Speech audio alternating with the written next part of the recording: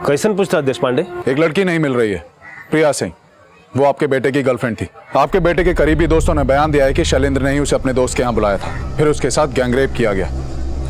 हमें आपके घर की तलाशी लेनी है। सिर्फ कहीं सुनी बातों पे विश्वास करके तुम यहाँ तक चले आए। ये बात जानते हो ना कि ये अपोजिशन वाले एमएलए का नहीं बल्कि रूलिंग पार्टी के एमएलए कन्हैया लाल यादव का घर है। रूलिंग पार्टी के एमएलए का लड़का हो या रूलिंग पार्टी के सीएम का लड़का हो, देश पांडे गुनहगार को गुनहगार की नजर से देखता है। अगर आपने हमें उस तक पहुंचने से रोकने की कोशिश की तो मजबूरन हमें स्ट्रिक्ट एक्शन लेना होगा। हम नहीं जानते कि वो कहाँ है और हमको ये भी नहीं मालूम कि उसने क्या किया है। ये मेरा घर है और यहाँ पर सिर्फ मेरी मर्जी चलती है। एक बात याद रखना कन्हैया जी, मुजरिम को छुपाना भी एक जुर्म है और अगर मुझे पता लगा कि आप अपने बेटे को बचाने की कोशिश कर रहे हैं तो मैं आपको भी कानून के कटघरे तक घसीट के ले जाऊंगा। देश पांडे, वो मेरा बेटा है और इतनी आसानी से नहीं जाने दूंगा मैं उसे। अपने इन पिल्लों को पाल के रखना कन्हैया, क्योंकि तेरे बेटे को तो मैं छोड़ूंगा नहीं, चाहे उसे पाताल से ही क्यों ना खोद के निकालना पड़े।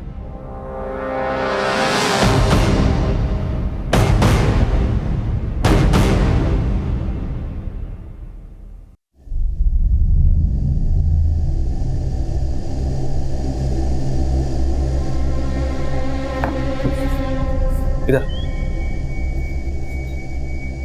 तू मेरे सालों की मेहनत बर्बाद करके रहेगा। देश पांडे आया था, धमकी देकर गया कि तुझे छोड़ेगा नहीं।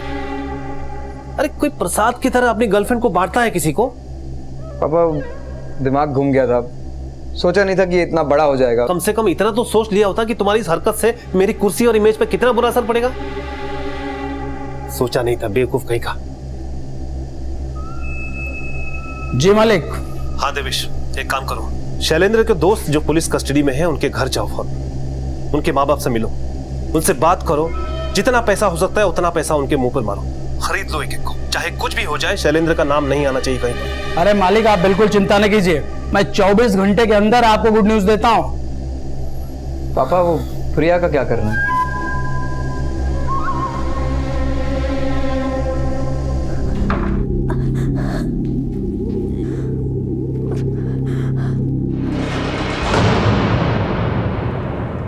आपके खानदान का एक ही चिराग है और वो भी नाम रखे हैं दीपक।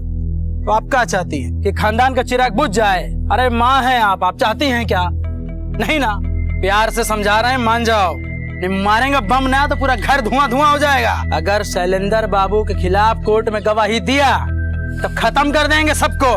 आई बात समझ?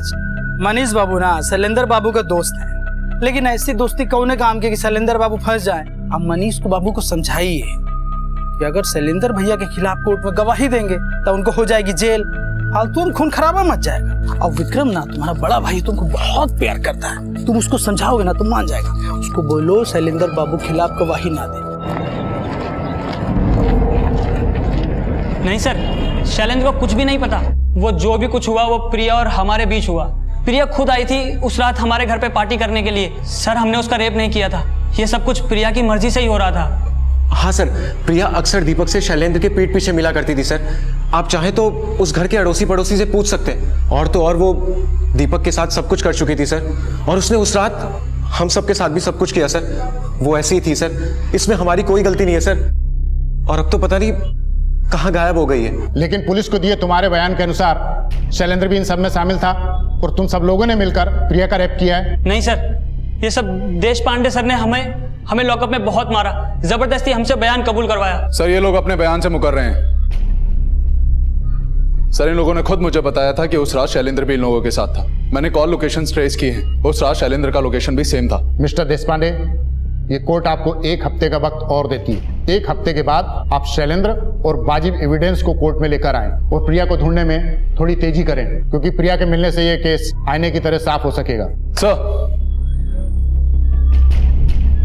सचिन देशपांडे के लिए यह केस बहुत बड़ी चुनौती थी, क्योंकि उनका मुकाबला किसी आम आदमी से नहीं बल्कि बाहुबली नेता से था, जो अपने बेटे को बचाने के लिए किसी भी सीमा तक को लांघ सकता था। लेकिन सचिन देशपांडे ने भी यह ठान लिया था कि वो इस केस से जुड़े सारे अपराधियों को सलाखों के पीछे भेजकर ही मानेंगे। पता नहीं प्रिया कहां और किस हालत में होगी। प्रिया का मिलना बहुत जरूरी है। वरना शायद अगली हियरिंग में इन लोगों को कोर्ट से बेल मिल जाए। दर्पण, पूरी पुलिस फोर्स को काम पर लगा दो। मुझे शैलेंद्र और प्रिया किसी भी कीमत पर चाहिए। नाकाबंदी करो, हर गाड़ी को चेक करो, गली नुक्कड़ सड़क किसी इलाके को मत छोड़ो।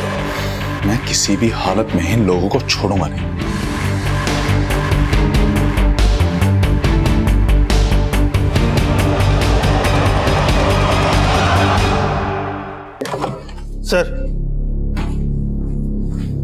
सर मैंने एमएलए यादव की सारी हिस्ट्री निकाल ली। काफी रंगीन कारनामे रहे हैं इसके। सर इसका एक ड्राइवर है मोहन। इस समय पता चला है कि इसका एक मणिपुरा में कंस्ट्रक्शन वर्क है।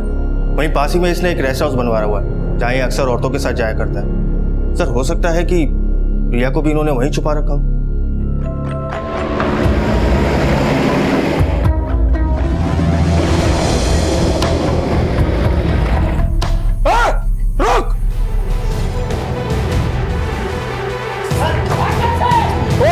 उधर जाओ, रुक।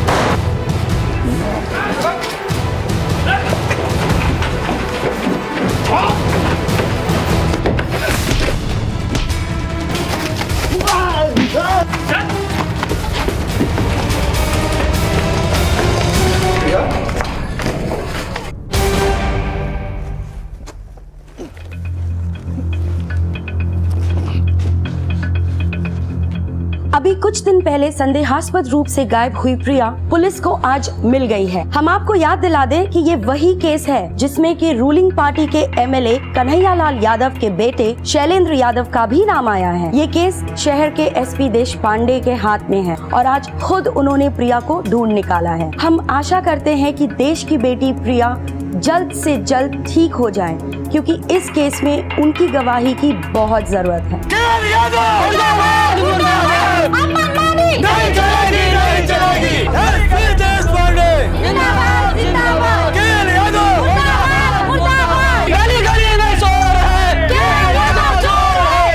प्रिया इस वक्त ज्यादा कुछ कहने की हालत में नहीं है।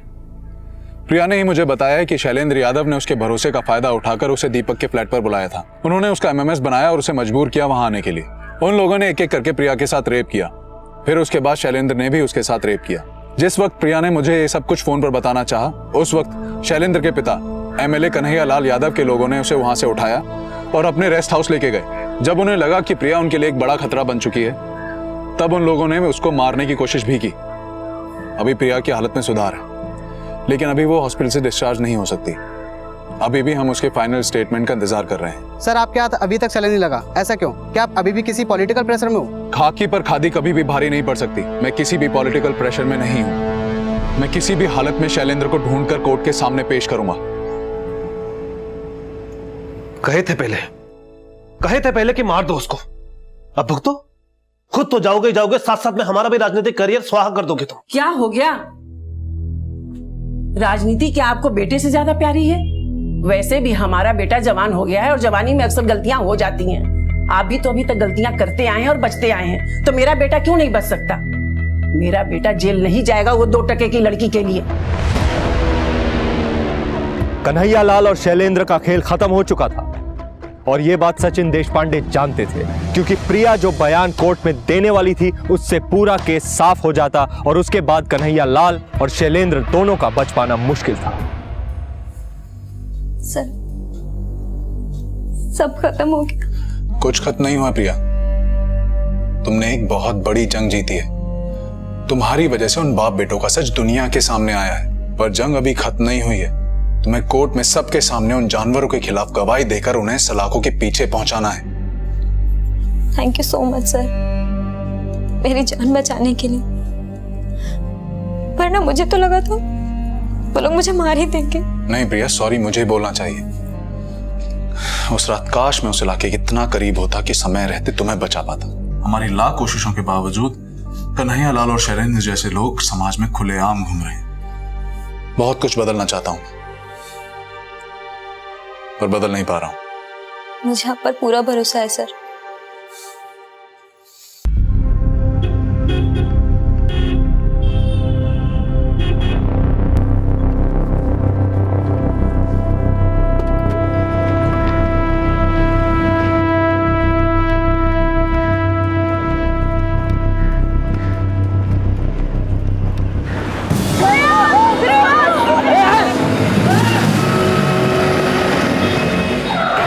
वाले आदमी ने प्रिया को गोली मार दी। जल्दी से जल्दी प्रिया को हॉस्पिटल पहुंचाओ। जी सर।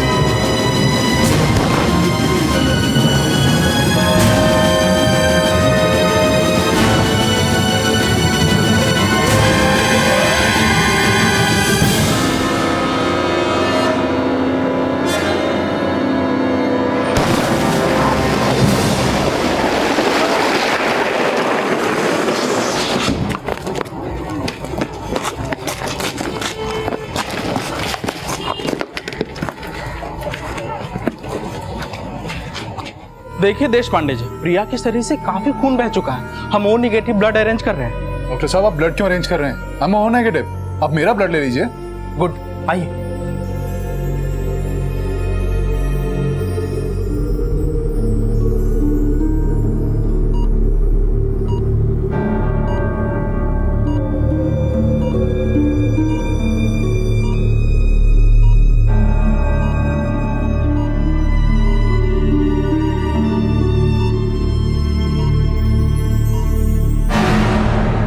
प्रिया आईसीयू में है सर, क्या प्लीज आप आ सकते हैं सर? सर शायद हो सकता है हमें उसका बयान मिल जाए, क्योंकि उसका बयान मिलना बहुत जरूरी है, तभी प्रिया को इंसाफ मिल पाएगा। Thank you so much sir. आइए सर। प्रिया, प्रिया बताओ तुम्हारे साथ क्या हुआ था?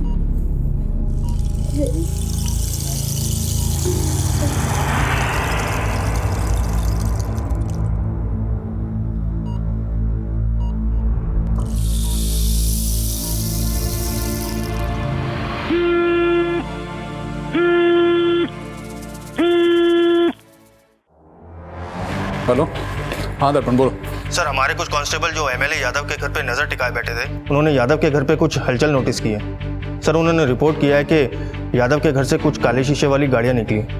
सर मुझे लगता है कि ये शैलेंद्र को बचाने का प्लान है। जब तक इसको अपने किए की सजा नहीं मिल जाती घर से बाहर, तो क्या मैं इसे नर्क में भी नहीं जाने दूंगा।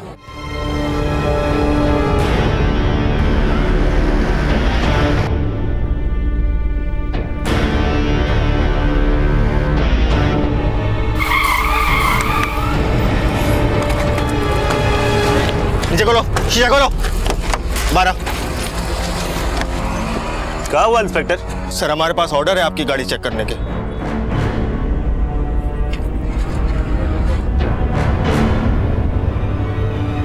कुछ मिला? नहीं सर, कुछ नहीं मिला। क्या हुआ? कुछ मिला? नहीं मिला ना? तो जाओ जाओ, जाकर कह दो अपने उस एसपी से कि उसकी टक्कर यादव के साथ है, कन्हैया लाल यादव। अरे बहुत एसपी देखे हैं उसके जैसे हमने, बहुत आए और चले गए, हमारा कुछ नहीं बिगाड़ सके कोई।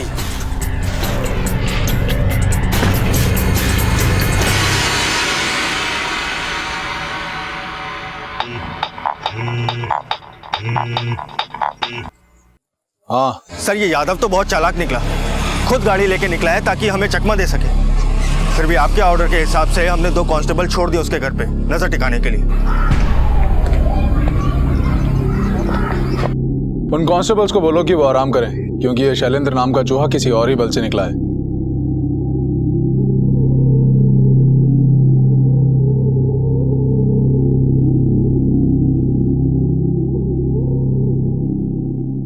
क्या देवेश, बीवी को लेकर कहां जा रहा है? मिलवाएगा नहीं? अरे भाग चल। हाँ भाग। रुक शैलेंद्र, रुक।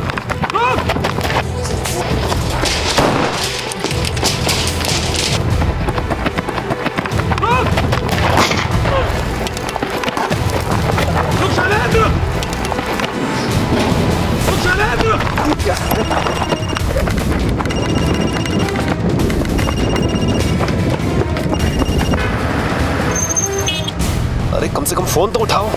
हेलो पापा, देश पांडे पीछे लगा है पापा। देवेश को तो ढेर कर दिया, लगता है हमें भी नहीं छोड़ेगा। रुक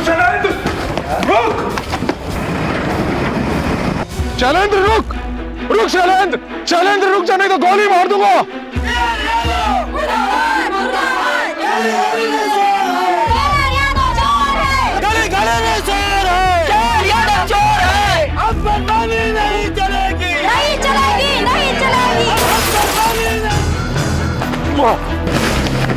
लड़की को छेड़ता है, लड़की को शेयर कर, दोस्तों को शेयर करेगा। चल तुझे नंगा करके ले चलता हूँ, चल। प्रिया ने मुझे खुद बयान देकर कहा है कि उसके साथ जो भी घटना हुई वो शैलेंद्र यादव के इशारे पर हुई। उस रोज खुद शैलेंद्र ने उसे दीपक के घर पर बुलाया, जहां पर इन सारे लड़कों ने मिलकर उसके साथ बलात्कार किया। शैलेंद्र यादव ने प्रिया का अश्लील वीडियो भी बनाया। ये कोर्ट शैलेंद्र यादव, दीपक और उनके बाकी सारे साथियों को प्रिया के साथ बलात्कार करने पर आईपीसी की धारा 376 के तहत 5-5 साल की सजा सुनाती है। इन लोगों ने प्रिया का एमएमएस बनाकर उसे ब्लैकमेल करने की कोशिश भी की। इसके लिए आईपीसी की धारा 292 के तहत इन्हें 3-3 साल की सजा सुनाई जाती है। साथ ही शैलेंद्र यादव और कन्हैयालाल यादव, इन दोनों ने प्रिया को जान से मारने की कोशिश की। इसके लिए आईपीसी की धारा 307 के तहत दोनों को 2-2 साल की सजा सुनाती है। ये अदालत प्रिया के साथ हुई घटना पर अपनी संवेदना व्यक्त करती है। तो आखिरकार प्रिया को इंसाफ मिला। एसपी देश पांडे ने जिस चुस्ती और फुर्ती से इस केस को सॉल्व किया है, उसी चुस्ती और फुर्ती से कोर्ट ने आज अपना फैसला सुनाया। प्रिया के सम्मान को एसपी देश पांडे ने आज फिर से वापस दिलाया। आशा है कि प्रिया जल्द से जल्द रिकवर करे और एक आम जिंदगी की फिर से शुरुआत करे। एक्सक्यूज मी,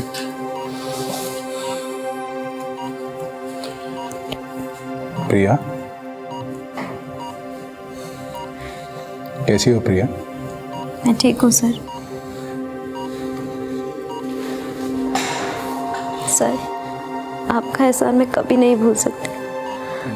आपने मुझे मेरा सम्मान वापस दिलाया है।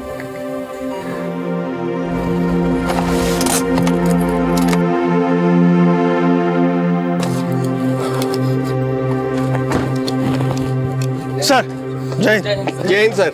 जय हिंद। बाहर कैसे खड़े हो सारे?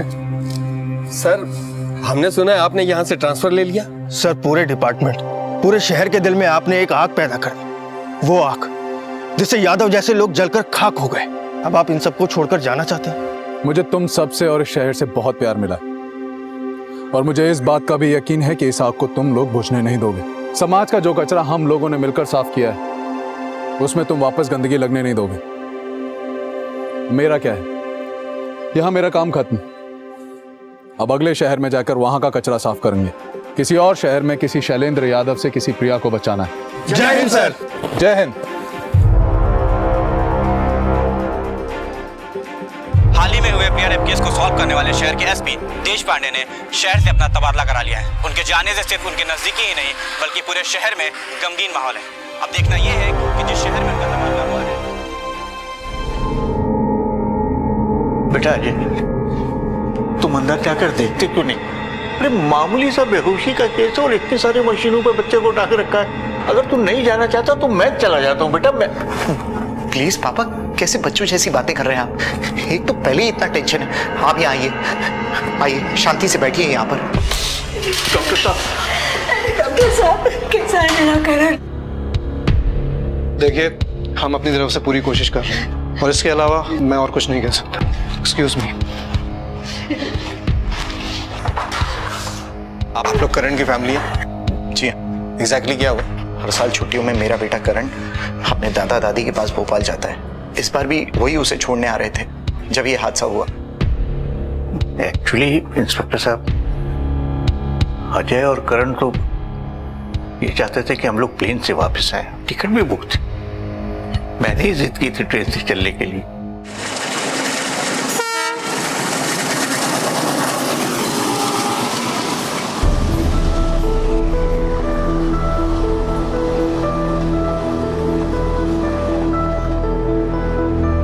जानता बेटा, जब मैं छोटा था ना, तेरी तरह नन्ना मुन्ना था, तो वहां खिड़की के पास बैठने के लिए लड़ता था। अरे तू है कि बाहर देख ही नहीं रहा है? अरे बेटा बाहर देख, वो देख, इसे खेत कहते हैं। और करण ये देख, ये देख, ये नदी है। दादू वो नदी नहीं, नाला है, नाला। अरे वाह दादू तू बुद्धू बन गए। अरे मैं तो देख रहा था पगले कि तुझे कितनी अकल है। बहुत इंटेलिजेंट, बहुत इंटेलिजेंट है। हाँ? लो सेब खाओ, दो दो दो, ये लो। कुछ तो गड़बड़ है। क्या बात है, बता, बोल ना। इसकी शक्ल देखकर ही मैं समझ गई थी कि इसे पोटी आई है। बेचारा 3 बार टॉयलेट जाकर आया मगर फिर भी पोटी नहीं हुई, और आप हो कि उसे वो नदी और पक्षी दिखा रहे हो। जाओ बेटा, पोटी जाके आओ ना। मैं आप दोनों से बात ही नहीं करूंगा। ऐसा थोड़ी ना कहते हैं, ऐसा कहते हैं कि करण को टॉयलेट जाना है और वो जा नहीं सकता। क्यों भाई? आप दोनों मेरा मजाक उड़ा रहे हो।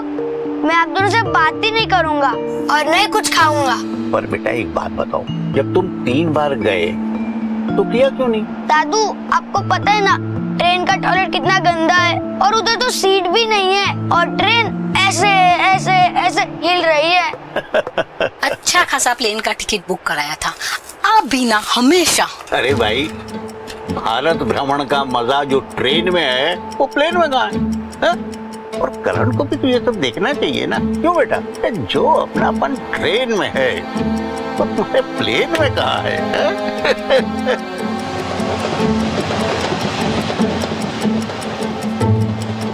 करण क्या हुआ?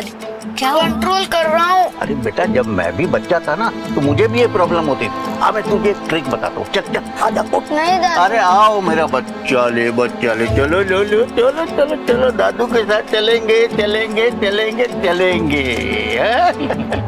अंकल एकदम सही बोल रहे हैं आंटी। मतलब जिसने इंडिया के ट्रेन से सफर नहीं किया वो क्या जिंदगी देखा। मतलब यहाँ कैसे बोले तो एकदम फैमिली जैसा लगता है ना एटमॉस्फेयर। आपको पता है मैंने काफी सारे दोस्त बना लिए ऐसे ट्रेन के सफर में। बड़ा डिफरेंट होता है ट्रेन का सफर। चुक चुक गाड़ी चुक। ये दादी, दादी मुझे एप्पल दो। दादू वो देखो एक आदमी ग्रास में खड़ा है फटे कपड़े पहनकर। अरे हाँ हाँ खड़ा तो है। देखो कैसा खिलखिला रहा है।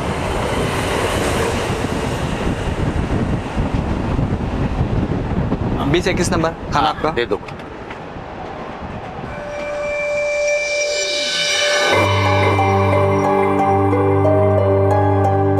जल्दी खिलाओ ना दादी। अरे ये तो मैंने देखा ही नहीं। अरे वाह, लीजिए आप लोग भी। नहीं आप खाओ, आप खाओ। खाने के बाद तो मीठा लगेगा ना। अरे बस है ना ये खीर है। अरे अंकल जी क्या वो पानी जैसा खीर खाएंगे अंकल? ये घर के देसी घी के बने लड्डू है, हमारी मौसी के हाथ के। खाएंगे तो मजा आ जाएगा। देखिए लीजिए। हाँ बेटा आप भी लो। हाँ thank you uncle. Thank you aunty जी।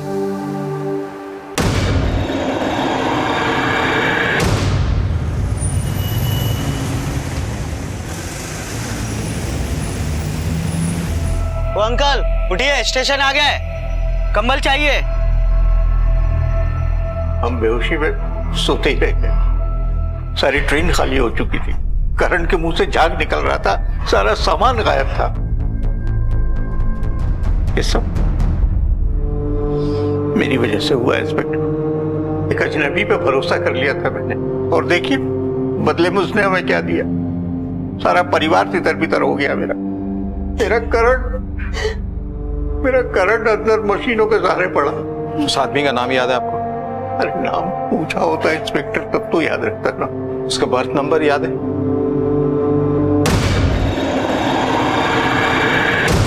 अच्छा वो याद।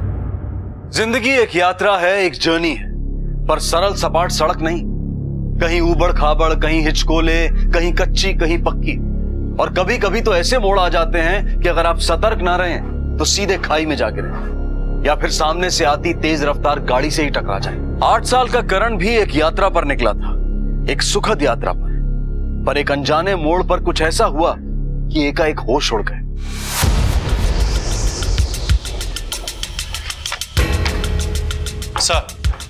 सर रेलवे से इंक्वायरी आ गई है।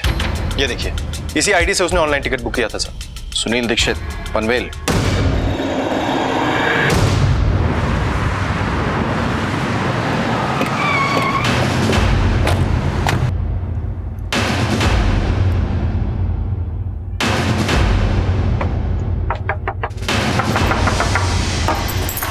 कौन है? सुनील दीक्षित कहाँ है?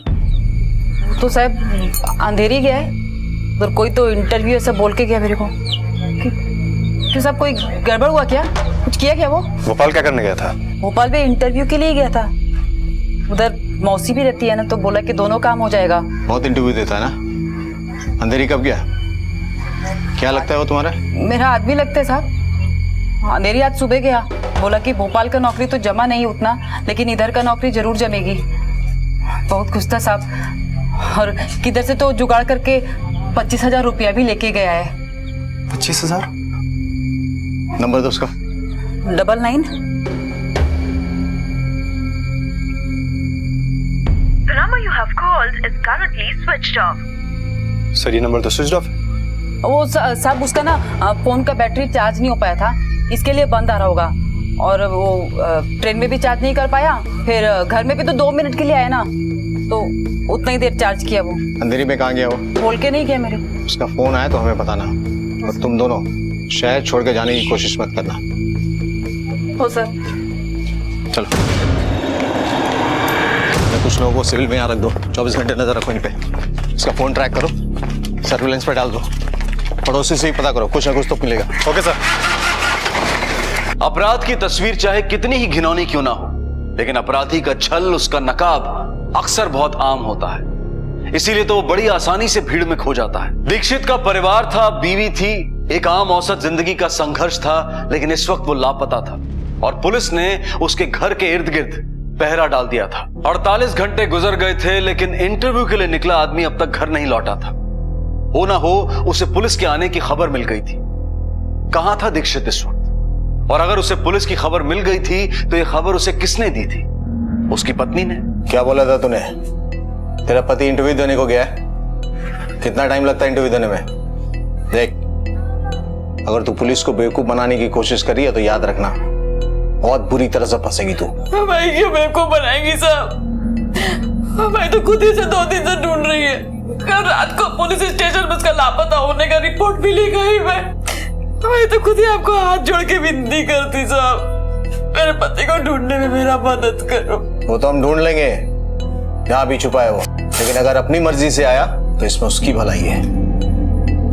समझ रही ना तू? आपको समझने में कोई तो भी मिस्टेक हो रहा है साहब। मेरा पति बहुत सीधा है, आप किसी से भी पूछ लो, किधर में मालूम कर लो साहब। वो तो हम मालूम कर ही लेंगे, बस तुमको जितना बताया है उतना याद रखना, इसी में तुम दोनों की भलाई है।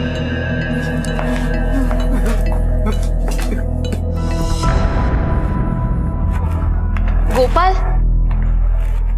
हमें 103 में जाकर देखना पड़ेगा। वो कोई फोन ही नहीं उठा रहा है। जिसकी बुकिंग है वो कभी भी आ जाएगा। चल। सर, सर, सर,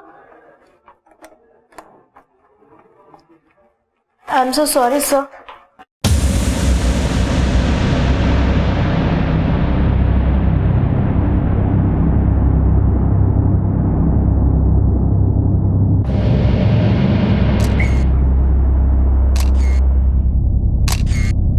इतने साल की पुलिस की नौकरी में पहली बार देख रहा हूं कि कोई किसी को इस तरह से जान से मार सकता है। ये आदमी है या आदमी की शक्ल में कोई वैशी दरिंदा?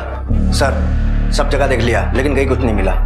मैडम, आपके रिकॉर्ड में होगा ना कि ये रूम किसने किसके नाम से बुक किया? कोई आईडी प्रूफ? जी सर, सुनील दीक्षित। सुनील दीक्षित देशमुख, सारे पुलिस स्टेशन में इसका नाम और फोटो सर्कुलेट करवा दो। कहीं ना कहीं किसी ना किसी पुलिस स्टेशन में इसका क्रिमिनल रिकॉर्ड जरूर होगा। लौकर। ये सब कुछ मेरी वजह से हुआ है। मैंने ट्रेन को इसलिए नहीं चुना था कि मुझे करण को ट्रेन का एक्सपीरियंस करवाना था। उसकी ट्रेन को इसलिए चुना था क्योंकि मुझे प्लेन में बैठने में डर लगता था, और देख लो उसका नतीजा। प्लीज अपने आप को ब्लेम मत कीजिए, आप परेशान मत हो, सब ठीक हो जाएगा। डॉक्टर, क्या हुआ? Doctor, he is sinking.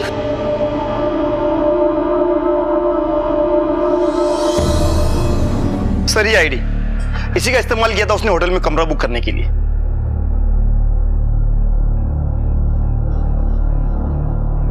और इसी आईडी का इस्तेमाल करके उसने टिकट भी बुक किया था।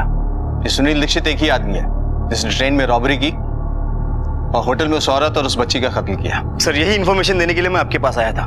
अब तो ये केस आप ही देख रहे हैं, लेकिन सर एक बात समझ में नहीं आ रही है कि ये सुनील दीक्षित जो अब तक खुला घूम रहा है, उसके बारे में हमें इंफॉर्मेशन क्यों नहीं मिली अब तक? वो इसलिए शिंदे कि हमने इसे जितना शातिर समझा था ना, उससे कहीं ज्यादा शातिर है ये। इंफॉर्मेशन भी मिलेगी और पकड़ा भी जाएगा। सावंत सर, इस फोटो को पुलिस स्टेशन के अलावा भी हर जगह सर्कुलेट करवा दो। हर स्टेशन, हर होटल, हर गली मोहल्ले में, हर जगह चिपकाओ। Okay sir.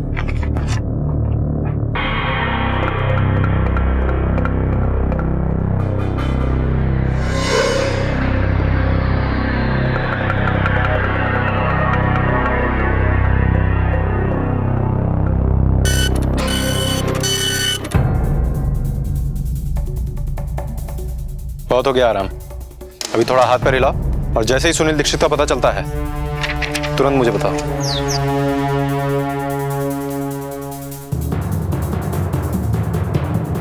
ठीक है, जा। सलाम साहब। जा।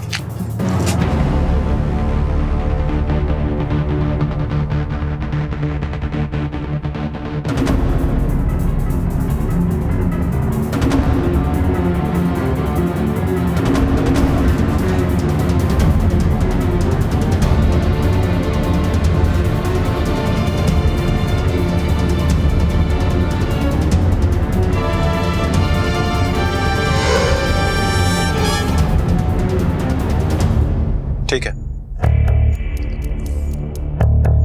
सर, 5 दिन हो गए, हमने अपने सारे एफर्ट लगा लिए, लेकिन उस सुनील दीक्षित का कुछ पता ही नहीं चला। और होटल की सीसीटीवी फुटेज नहीं मिल पाई है। उस दिन कैमरे की सर्विसिंग हो रही थी। सर समझ में नहीं आ रहा है कि उसे जमीन निकल गई या आसमान खा गया।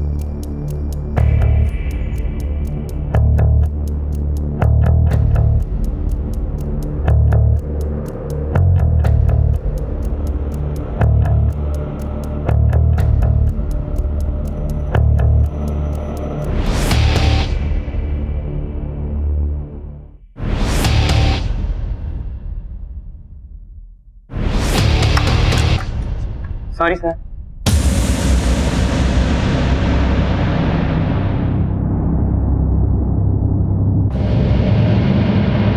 चलते चलते रास्ता भटक जाना एक यात्रा की प्रवृत्ति, उसका नेचर होता है, लेकिन घूम फिरकर जहां से चले थे वहीं पहुंच जाना, यह एक चौंका देने वाला मंजर है। और कुछ ऐसा ही मंजर इस वक्त पुलिस के सामने था। उनका एकमात्र सस्पेक्ट 2 हत्याओं और एक ट्रेन डकैती का जिम्मेदार इस वक्त खुद मौत की आगोश में था। जिस आरोपी का सूत्र पकड़कर पुलिस इस केस को सुलझाने की फिराक में थी, वो इस वक्त खुद एक सवाल बनकर औंधे मुंह उनके सामने पड़ा हुआ था। जाहिर था यह खतरनाक खेल कोई और ही खेल रहा था। कौन था वो ट्रेन में था, होटल में था और दीक्षित की मौत के पीछे मकसद लूट या हत्या या फिर कुछ और। लेकिन इन तीनों वारदातों में कुछ तो एक जैसा था।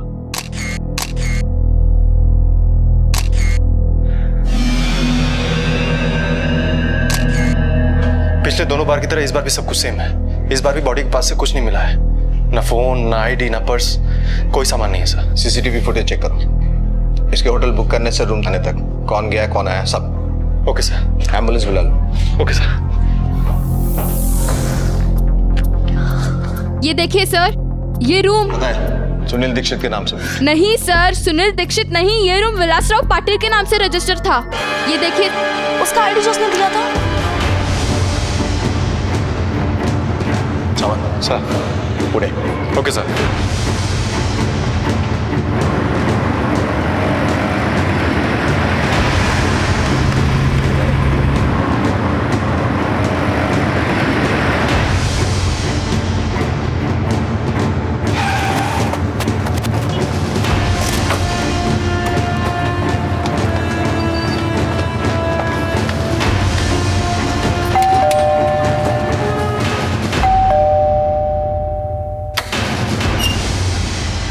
विलासराव कौन है? मिस विलासराव पाटिल। क्या बात है? अब ये बता कि मुंबई के 2 स्टार होटल में क्या कर रहा था तू, और ये भी बता कि तू सुनील दीक्षित को कैसे और कब से जानता है? मैं किसी सुनील दीक्षित को नहीं जानता, और मुंबई में होटल में मैं रूम क्यों बुक करूं? मेरे बहुत सारे रिश्तेदार हैं वहां पे। रिश्तेदारी पूछने के लिए नहीं आए। दीक्षित को होटल पे क्यों बुलाया था? उसका खून क्यों किया? और बिजली के तार से लोगों को मारने का तरीका कहां से सीखा तुमने? आप सीधी तरह से मुंह खोलेगा, हम खुलवाएंगे तो ज्यादा तकलीफ होगी। काय झालंय? आप क्या बोल रहे हैं मुझे कुछ समझ में नहीं आ रहा। आप किस दीक्षित की बात कर रहे हैं? और ये 2 स्टार होटल का नाम मैं पहली बार सुन रहा हूं। तुम्हारी आईडी है ना? इसी आईडी से होटल बुक किया था। अब क्या बोलेगा? याद नहीं आ रहा? लेके चलो इसको। चल एक मिनट। इंस्पेक्टर, अभी मुझे सब कुछ याद आया। 2 महीने पहले मैं भोपाल से पुणे आ रहा था। तो क्या काम करते हैं भाई साहब पुणे में? अब मेरा बिजनेस है। अच्छा, किस चीज का? गारमेंट्स का। अच्छा, अरे गारमेंट्स का तो रनिंग धंधा है एकदम। चलता है, अभी ऊपर नीचे होता ही रहता है। अरे भाई साहब दौड़ता है गारमेंट्स तो। नहीं, मैं भी अपना ये बिजनेस करने का सोच रहा था। अच्छा, 40 के चार संतरे। अरे संतरे वाला, ओ संतरे वाला, इधर इधर।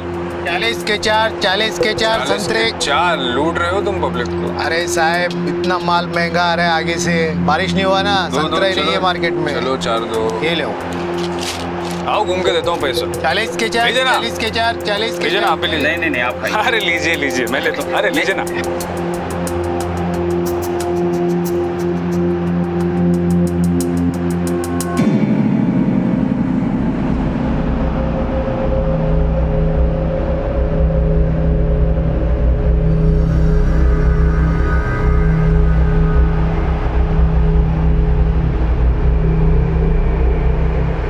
बाद में मैं उठा तो मेरा सर बहुत भारी था। फिर मैंने देखा तो मेरी घड़ी, मेरी अंगूठी, पॉकेट, मेरी आईडी, मेरा पूरा सामान गायब था। यहाँ तक कि उसने मेरा मोबाइल का चार्जर तक नहीं छोड़ा। फिर ट्रेन से उतरकर मैंने जाकर मेरे सामान की FIR दर्ज करवाई। है क्या?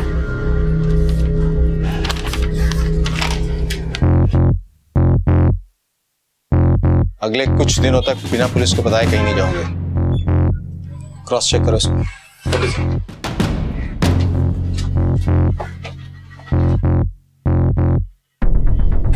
इसके घर के बाहर भी एक कांस्टेबल सिविल में लगवा दो। 24 घंटे निगरानी रखो। Okay sir. और सर, अगर विलास राव उस 2 स्टार होटल में गया होगा तो वहां के CCTV फुटेज में वो जरूर दिखेगा। मैं तो ये सोच रहा हूँ कि अगर विलास राव सच बोल रहा है तो ये जो भी है उसकी प्लानिंग की एक बात तो एकदम साफ है। पहले किसी को बेहोश करता है, फिर उसका आईडी और सामान चुराता है, और उसके बाद उसी आईडी के सहारे दूसरे शिकार को ढूंढता है। सर, ये जो भी है बहुत ही शातिर है। अभी तक उसने अपना कोई भी निशान नहीं छोड़ा है और हमें दूसरों में उलझा के रखा है ताकि हम इस तक पहुंच ही ना पाए। मुजरिम चाहे जितना भी शातिर हो, कोई ना कोई निशान जरूर छोड़ता है। बस हमें उसे पहचानने, उस तक पहुंचने तक की देर होती है। किसी चौराहे पर खड़े इंसान के लिए कभी कभी ये तय करना मुश्किल हो जाता है कि वो किस दिशा में जाए, खासकर तब जब उसके पास कोई मानचित्र, कोई मैप ना हो। 2 स्टार होटल में संजय दीक्षित की लाश मिलने के बाद पुलिस की तहकीकात चौरस्ते पर खड़ी नजर आई, लेकिन विलास राव के UID कार्ड ने उस तहकीकात के लिए एक नया रास्ता खोल दिया। लेकिन इतना तय था कि अपराधी एक प्री मेडिटेटेड यानी कि पूर्व नियोजित प्लान से अपराध कर रहा था। पहले लूट, फिर हत्या, फिर विक्टिम की आइडेंटिटी का इस्तेमाल और फिर फरार। अब पुलिस के सामने एक ही चुनौती थी, इससे पहले कि यह प्लान एक बार फिर से सफल हो, एक हत्या और एक लूट फिर सामने आए, अपराध और अपराधी पर कानून की नकेल कस दी जाए। सर, हमने होटल के सारे CCTV फुटेजेस चेक कर लिए हैं, उसमें विलास राव कहीं नहीं दिखा। इसका मतलब कि वो सच बोल रहा है सर। कि दीक्षित और विलास राव दोनों के फोन से कोई इन्फॉर्मेशन मिली? नहीं सर, हमने दोनों के मोबाइल के IMEI नंबर टेलीकॉम कंपनी को दे दिए हैं, लेकिन सर जब से चोरी हुई है तब से इन दोनों का मोबाइल अभी तक ऑन ही नहीं हुआ है। मैं 58 साल का बूढ़ा इंसान जो दुनिया के सारे सुख दुख देख चुका है, और दूसरी तरफ 8 साल का करण, मेरा पोता, जो अपनी जिंदगी के लिए लड़ रहा है। भगवान मेरे करण को बचा ले। एक ये की सजा उससे मत दो, उससे बचा लो, चाहे तो मेरी जिंदगी ले लो भगवान, मेरी जिंदगी ले लो, करण को बचा लो। पापा पापा प्लीज अपने आप को कोसना बंद कर दीजिए। ये बहुत मुश्किल घड़ी है, संभालिए अपने आप को। हमें एक बात बतानी थी आप लोग को। कहिए सर। जिसे हम क्रिमिनल समझ रहे थे, सुनील दीक्षित, जो आप लोगों के साथ उस दिन ट्रेन में भी था, जिसके साथ आप लोगों ने खाना शेयर किया था, उसका मर्डर हो गया है। और ये मर्डर भी उसी व्यक्ति ने किया है जिसने आप लोगों को बेहोशी की दवा दी थी। तो फिर वो है कौन? वो जो भी है अभी हमारी नजरों से भी बचा हुआ है। आप उस दिन को याद करने की कोशिश कीजिए। उस वक्त वो आप लोग के साथ ट्रेन में ही मौजूद था। कोई ऐसी बात जो आप बताना भूल गए हो। देखिए, हमारे लिए छोटी से छोटी बात भी बहुत अहमियत रखती है। लक्ष्मी, तुम्हें कुछ याद आ रहा है जो मैं उस दिन के बारे में कुछ बताना भूल गया हूं? कुछ भी? कोई बात, कोई गाना, कोई आवाज, बहुत सारे लोग थे उस दिन। उनकी बातें, उनकी हरकतों को याद करने की कोशिश कीजिए। कोई ऐसा व्यक्ति था जो आपके करीब आने की कोशिश कर रहा था, या ऐसी कोई भी बात। और मुझे याद आ रहा है उस दिन हम सब ने कुल्फी भी खाई थी। 10-10 रुपए कुल्फी, एक केसर मलाई कुल्फी, एक कुल्फी, एक कुल्फी। अरे कुल्फी वाले, इधर इधर। आए सर। मलाई मार के दो। ले लो साहब। अरे भाई कुल्फी वाले, 3 कुल्फी हमें भी दे देना। नहीं, मैं 2 कुल्फी दूंगा, 2 कुल्फी। ओहो, 2 ले सवा 4। अरे 2 का 4 ये ले भाई। लो लो बेटा, लो, ये लो। ये लीजिए भाई साहब, आप भी लीजिए। जी नहीं, मैं अरे लीजिए साहब। अब भी मेरा बुखार उतरा है, अभी थोड़ा सर्दी भी है। कुल्फी खाऊंगा तो गला जम जाएगा। आप लोग लीजिए। अच्छा ठीक है, ये 1 2 3, हाँ लो बेटा, ये लो। हाँ, एक केसर मलाई पिस्ता वाले कुल्फी। क्या आप वहां जितने भी लोग मौजूद थे उन्हें देखेंगे तो पहचान लेंगे? मसलन जिसने कुल्फी वाले को आवाज दी थी, या वो कुल्फी वाला? हाँ, मैं पहचान लूंगा, देखूंगा तो जरूर पहचान लूंगा। जिसने उस कुल्फी वाले को आवाज दी थी, उससे तो शायद मैंने बात भी की थी, पर ज्यादा नहीं। थैंक यू भाई, आपने कुल्फी वाले को बुलाया, बच्चा मेरा खुश हो गया, वरना ये स्टेशन पे मुझे जरूर उतार देता। अरे थैंक यू की क्या बात है अंकल जी, बच्चा खुश हो गया ना बस। मैं उसे पहचान लूंगा, देखूंगा तो पक्का पहचान लूंगा। सावन सर, इन्हें लेके पुलिस स्टेशन चलते हैं। होटल की जितनी भी फुटेज इन्हें दिखाते हैं। अगर इनमें से कोई भी व्यक्ति वहां मौजूद था, इन्हें ये पहचान ले, तो हम उसके गिरबान तक पहुंच सकते हैं। Right sir.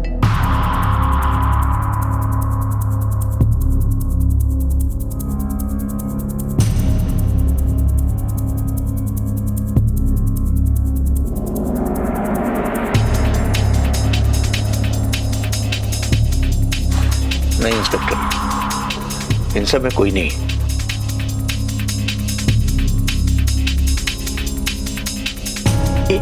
एक मिनट स्टॉप। रिवाइंड कीजिए, रिवाइंड कीजिए। बस रुकिए। यही है वो आदमी, इसी ने कुल्फी वाले को आवाज दी थी, और इसे ही मैंने थैंक यू बोला था। ये सावन सर, इसकी तस्वीर निकलवाओ और हर पुलिस स्टेशन भेजो। पूरे शहर में इसकी तस्वीर लगवाओ, कोई भी जगह छूटनी नहीं चाहिए। Okay sir. हमें पता करना है ये आदमी कौन है और कहाँ रहता है। Right sir. 1 minute sir, railway reservation chart भी चेक करो, इसका बर्थ नंबर पता करो। सर ऐसा भी तो हो सकता है ना कि इसने किसी और की आईडी से टिकट बुक कराया हो सकता है, but we can't leave any chance. Okay sir. Ajay, मैंने उसे पहचान लिया बेटा, जिसने हमारे करण को यहाँ तक पहुँचाया ना बेटा, हॉस्पिटल तक। हाँ, मैंने उसे पहचान लिया। मैंने पुलिस को भी उसका चेहरा, उसकी पहचान बता दी। अब जल्दी ही उसे अपने किए की सजा मिल जाएगी। और हमारा करण बहुत जल्दी ठीक हो जाएगा, बहुत जल्दी ठीक हो जाएगा। कोई फर्क नहीं पड़ता वो उसे पकड़े या छोड़ दे, करण अब कभी ठीक नहीं हो पाएगा।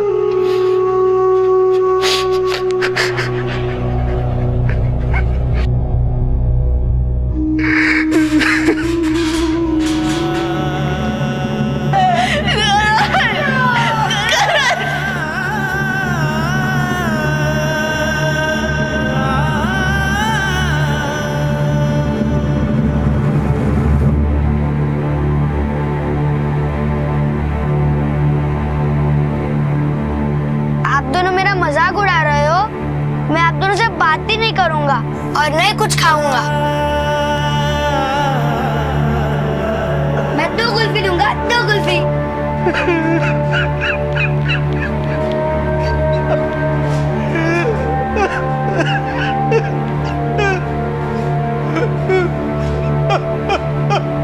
यात्रा का मकसद है मंजिल, और अगर मंजिल ना मिले तो यात्रा बेमानी है।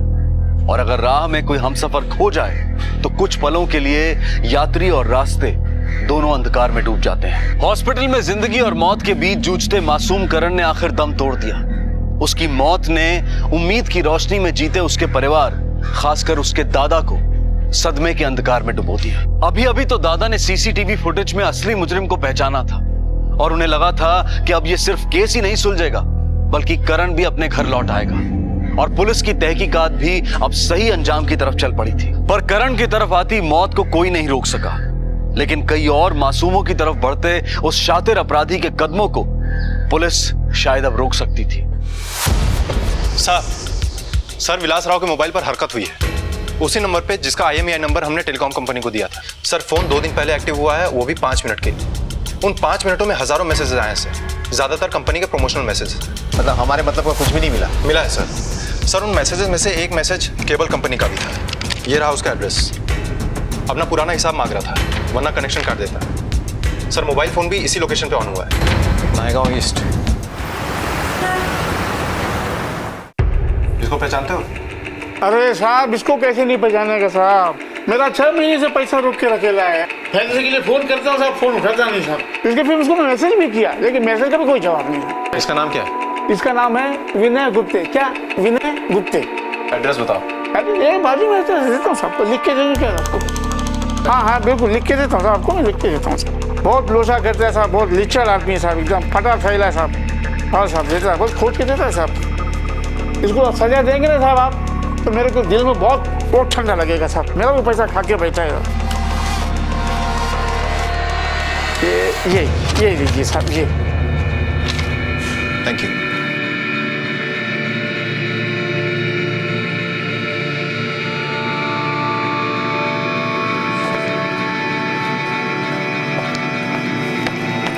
काका, इस आदमी को पहचानते हैं?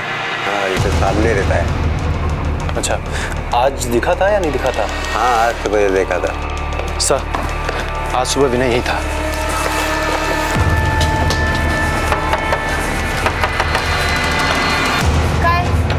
पुलिस पुलिस का को इधर? इसे पहचानती हो? हाँ साहब, मेरे जीजू हैं। कहाँ है? साहब जीजू और दीदी गांव को गए हैं, 15 दिन हो गए हैं, 8-10 दिन में आ जाएंगे। 15 दिन से गए हैं? तो तुम यहाँ इनके घर में क्या कर रही हो?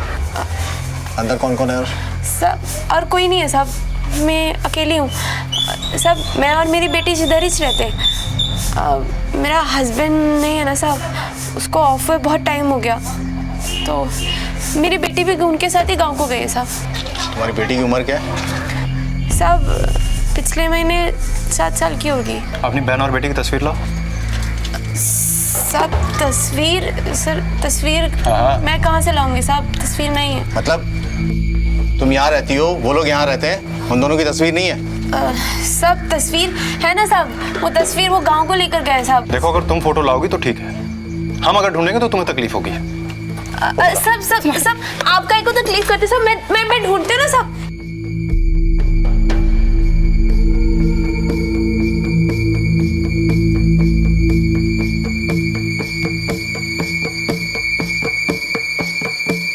सर ये तो उन्हीं दोनों की तस्वीर है जिनकी लाश मरियम होटल में मिली थी। क्या जानते हो इनके मर्डर के बारे में? साहब काय बोलते तुम ही? ये मेरी बेटी और मेरी बहन दोनों गांव गए हैं। 8-10 दिन में आ जाएंगे। 10 दिन में आ जाएंगे ना? तो फिर पड़ोसी क्यों बोल रहे हैं कि विनय को कल शाम में भी देखा था और आज सुबह भी? ऐसे नहीं बोलेंगे, इसको ट्रीटमेंट चाहिए। अरेस्ट कर इसको। अरे साहब मैं कुछ नहीं की साहब। मैं बता दी साहब, मैं कुछ नहीं की। आई शपथ मैं कुछ नहीं की साहब। जो किया मेरा जीजा किया साहब। वो जो बोला करने को बस मैं वो की। अब मुझसे एक गलती जरूर हो गई साहब कि मैं उससे प्यार करती हूँ साहब। और बाकी आई शपथ साहब मैंने कुछ नहीं किया। तेरी वजह से 2 लोगों की जान गई और तू कहती है तूने कुछ नहीं किया, जिसमें तेरी एक अपनी बहन थी और तेरी बेटी। तेरे पास सिर्फ एक रास्ता है, पुलिस की मदद कर और अपनी सजा कम करवा। बोल क्या बोलती है?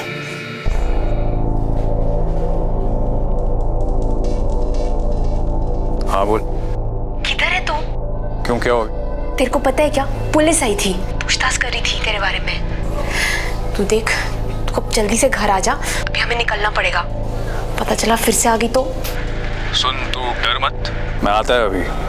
पन तू मेरे आने के पहले किधर भी जाने का नहीं, समझी ना? बहुत खतरा है अभी। हाँ तू सामान पैक कर, मैं आता है। बर आ जल्दी। हाँ बाय।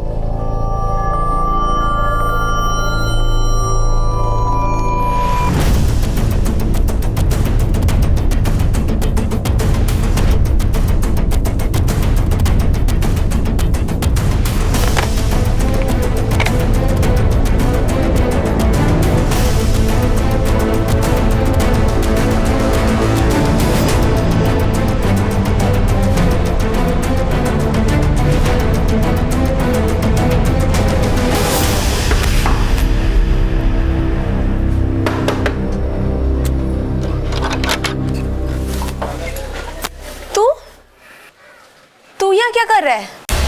तेरा खेल खलास हो गया रे। अरे पकड़ इसको। कहाँ भाग रहा?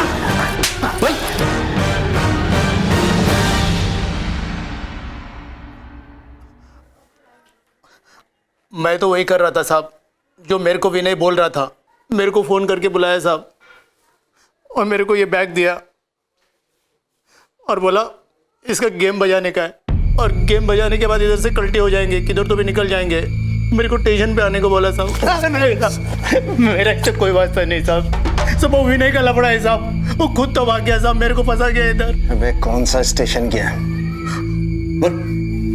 दादर साहब।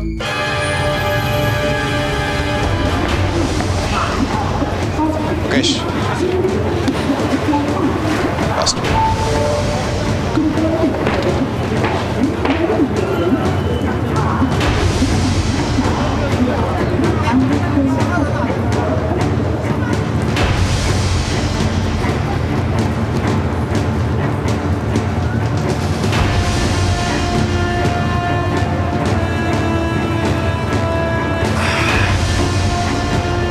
बहुत जल्दी है ना जाने की? संतरा नहीं खाएगा क्या?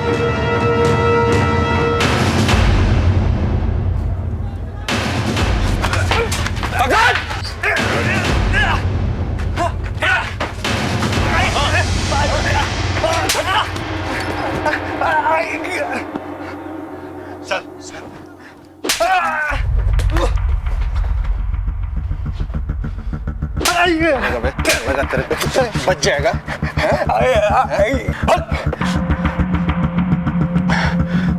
सब सोनम मेरी बीवी की छोटी बहन है। मेरे को मालूम पड़ा कि उसका पति ऑफ हो गया और मकान उसके नाम पे ही है। जिधर से आप लोग उसको लेकर आए थे वही घर। फिर मैं उसको पटाया और अपनी बीवी और उसकी बेटी को, सोनम को भी ठिकाने लगाने वाला था, पर उससे पहले हम लोग आ गए।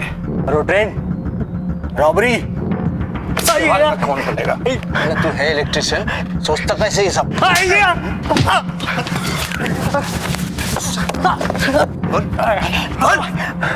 साहब, हम इंजेक्शन से फ्रूट के अंदर बेहोशी की दवाई मिलाते थे। शक नहीं होता था लोगों को कि स्टेशन पे बिकने वाले फल में भी बेहोशी की दवाई हो सकती है। लोग खुशी खुशी खरीद के खा जाते थे और जब वो बेहोश हो जाते थे तो मैं उनका सारा सामान लेकर चला जाता था। और मलाई के जिस डब्बे में हम कुल्फी मिलाते थे उसके अंदर बेहोशी की दवाई होती थी, इसलिए आज तक हमको कोई पकड़ नहीं पाया।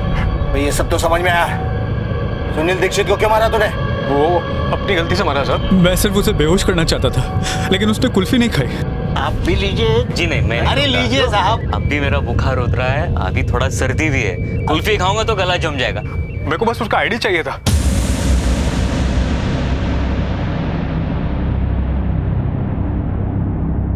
सब सो गए। रात भर उससे बातचीत करनी पड़ी मेरे को, और मेरे को मालूम पड़ा कि उसको नौकरी की जरूरत है, और मैं उसको बोला कि होटल में 25,000 रुपये लेके आ जा, तो मैं नौकरी करवा देगा। और अगले दिन मेरे बताए होटल में वो 25,000 रुपये लेकर आ गया। मैंने उसकी नज़रों से छुपकर उसके चाय में बेहोशी की दवाई डाल दी, जिसे पीकर वो बेहोश हो गया, उसकी जान ले ली। ये तार वाला आइडिया एक तमिल फिल्म देख के आया था और मेरे को ये स्टाइल बहुत जचा।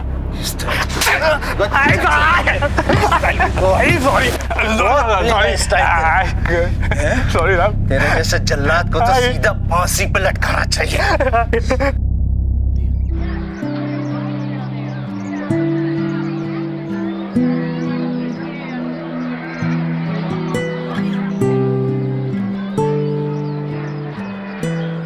अरे तितली संभाल के।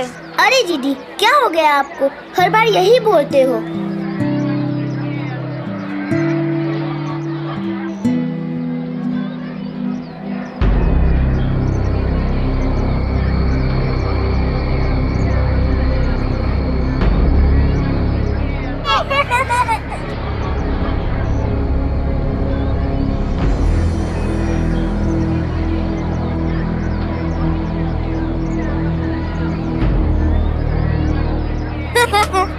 मैंने दीदी को पकड़ नहीं आएगी। मेरी टेंशन। अच्छा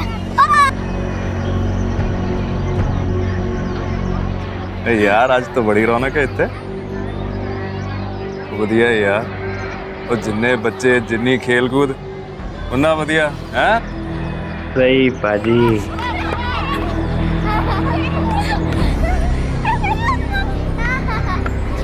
तितली चलो, मम्मी इंतजार कर रही होंगी। नहीं दीदी मेरे को नहीं जाना। तितली चलो ना, मैंने कहा मेरे को नहीं जाना। चलो तितली।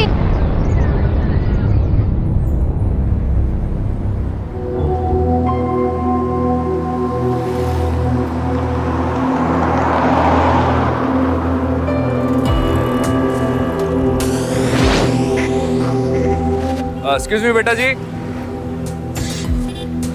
डरो मत, डरो मत।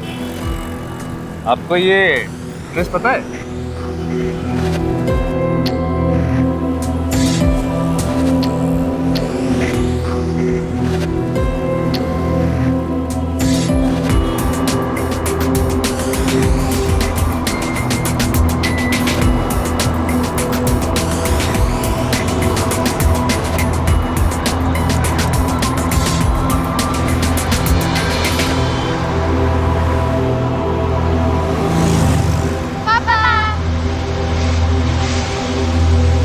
परी, तितली, बैठो। हाँ भाई, ये बच्चियां क्या पता बताएंगी? तो और कौन बताएगा भाई?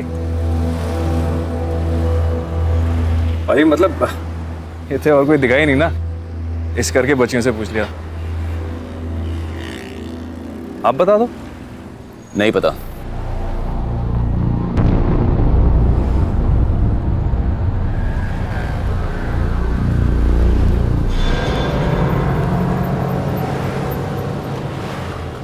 बेटा, पापा ने क्या बोला था अनजान लोगों से बात नहीं करनी चाहिए।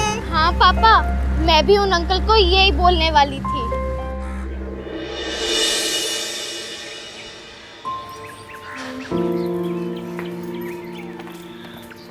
बाय बेटा। Bye bye.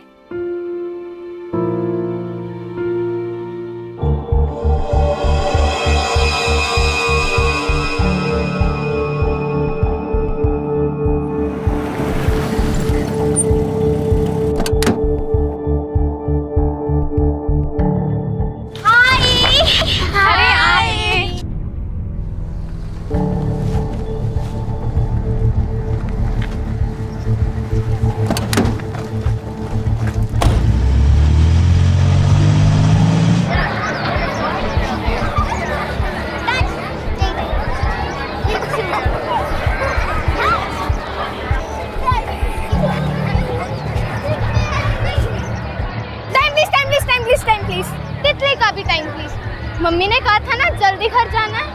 हाँ, अंधेरे से पहले हो। चलो। नहीं, मेरे को नहीं जाना।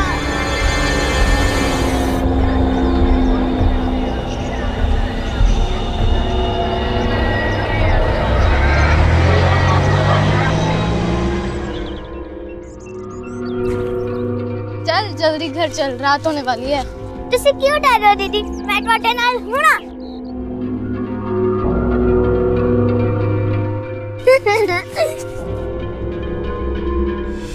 बच्चों पर कई दिनों तक नजर रखने के बाद आखिरकार अपहरणकर्ता उन्हें दबोचने में कामयाब हो गए। ऐसे अपहरण के मामले एक आम बात बन चुके थे। पुलिस की निरंतर कोशिशों के बाद भी उन्हें कोई बड़ी सफलता हासिल नहीं हुई और फिर ये मामला आया senior police inspector Poonam Singh के पास और उन्होंने इस तहकीकात में मानो एक नई ऊर्जा भर दी। छेड़ेगा कुड़ियों को, छेड़ेगा कुड़ियों को। मैडम आगे से नहीं। सॉरी ना, मुझसे नहीं कहना, उन कुड़ियों से कहना। सॉरी मैडम, आगे से नहीं कर। ले जाओ इसे, लॉकअप में डालो। मैम, 2 छोटी बच्चियां बहनें हैं, गायब हैं, माँ बाप आए। मैम, हमने अपनी बच्चियों को ढूंढने की पूरी कोशिश की पर वो कहीं नहीं मिली। प्लीज मैम, आप कुछ कीजिए मैम। प्लीज मैम, मेरे बच्चियों को कहीं से भी ढूंढ के ला दीजिए, प्लीज मैम। देखिए आप शांत हो जाइए।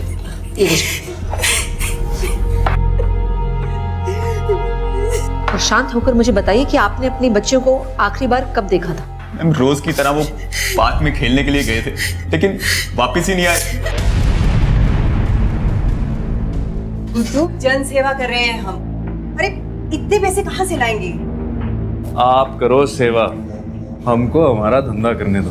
आपको पता है कितनी मुश्किल से मैं लड़कियां पकड़ के लाता हूँ। मैं रेट कम नहीं करने वाला, बस। गुड्डू, मार्केट में यही चलता है। हाँ, 20 से 1 रुपया ज्यादा नहीं देगा कोई। मैडम, मंदी है, इस करके 35 से 30 में आया हूँ, लेकिन इससे कम नहीं। ये फाइनल ऑफर है, बस।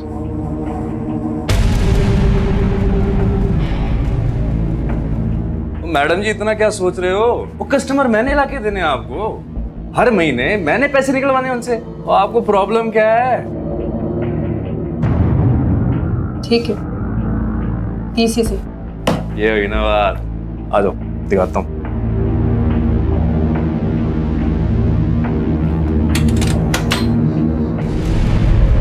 लो जी, इस करके तो पैसे ज्यादा मांग रहा था। बस 2-3 साल और 100% टोटा। मैं तो सिर्फ 5,000 एक्स्ट्रा मांग रहा हूँ। अरे कोई भी इसकी कीमत डबल आराम से देगा। चल चल, अब बातें मत बना, चला के पैसे ले। उनकी कोई फोटो है आपके पास? जी मैम।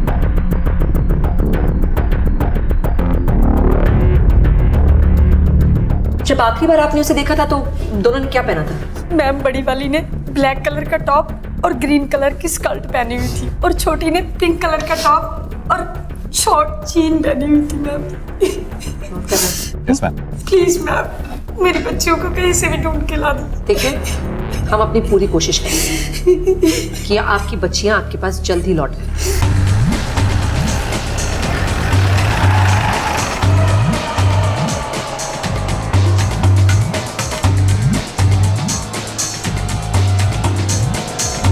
एक जगह अपने सारे नेटवर्क में पता कर। ये मामला बहुत ही सीरियस है, एक एक से पूछ। मुझे सारी इन्फॉर्मेशन चाहिए, छेती। जी मैडम जी।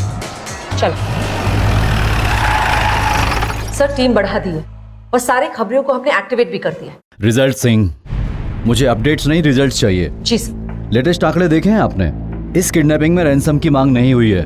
99% ट्रैफिकिंग का केस है और इससे पहले कि आंकड़े बढ़ें, हमें इस रैकेट को खत्म करना होगा। जी सर। सागर, ये बहुत ही सीरियस मैटर है। आदमी बढ़ाओ, विजिलेंस बढ़ाओ, वापस उस पार्क में जाके पूछताछ करो जहाँ लड़कियां किडनैप हुई थी।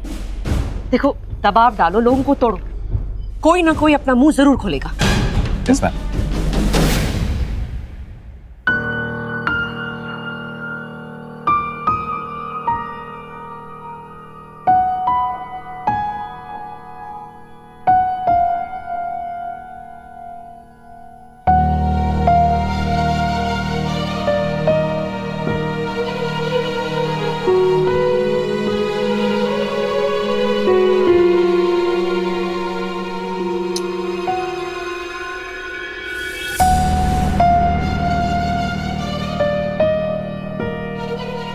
पापा ये देखो, मुझे ड्राइंग में हाईएस्ट मार्क्स मिले हैं, 24 out of 25। Wow, very good. पापा मेरा देखो, मेरे को वेरी गुड भी मिला है और एक स्टार भी। पापा ये देखो, मेरा बहुत मस्त है। क्यों तंग कर रही हो पापा को? ये रखो और दूध पी लो। कितने?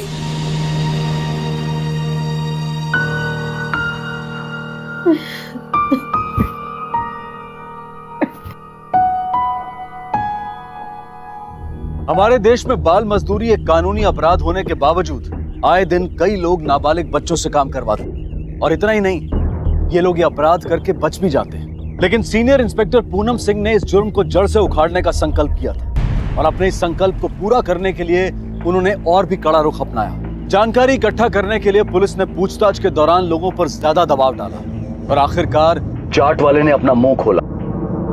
ये बात तूने हमें पहले क्यों नहीं बताई? माफ कर दो मैडम जी, मैं इस झमेले में नहीं पड़ना चाहता था। झमेले में नहीं पड़ना चाहता था? तुम्हारे जैसे लोगों की वजह से ना मुजरिम ना पुलिस के हाथों से निकल जाता है। अगर तूने सही वक्त पे हमें बताया होता तो आज वो दोनों मासूम बच्चे अपने माँ बाप के पास होती, अपने घर होती वो, और वो मुजरिम जेल में होते। सागर, यस मैम। स्केच आर्टिस्ट को बुलाओ और इससे उन दोनों आदमियों का स्केच बनवाओ जिन्हें इसने पार्क में मंडराते हुए देखा था। जी मैडम। ले जाओ इसे। मैडम जी, स्केचेस तैयार है। गुड। इन स्केचेस की कॉपीज बनवाओ, मुझे जल्द से जल्द ये दोनों आदमी चाहिए। गो। जी मैडम। मैडम जी, हर जगह फोटो सर्कुलेट कर दिए पर अब तक कुछ पता नहीं चला। ये बंदे गायब तो नहीं हो सकते ना, कहीं तो होंगे ही। पर पता नहीं मैडम जी, उस चाट वाले ने सही भी कहा या नहीं। वैसे तो किसने सही कहा किसने नहीं हमें नहीं पता ना सागर, वही तो पता लगवाना। हो सकता है ये झूठ बोल रहा हो सकता है माँ बाप झूठ बोल रहे हैं, कुछ भी हो सकता है। बस मुझे इतना पता है कि हमें उस बच्चों को ढूंढना ही किसी भी कीमत में। जी तो बेचारी बच्ची। मैडम जी नमस्कार। मैडम जी, जैसे आपने मुझे कहा था, मैंने पूरी इन्फॉर्मेशन निकाली है।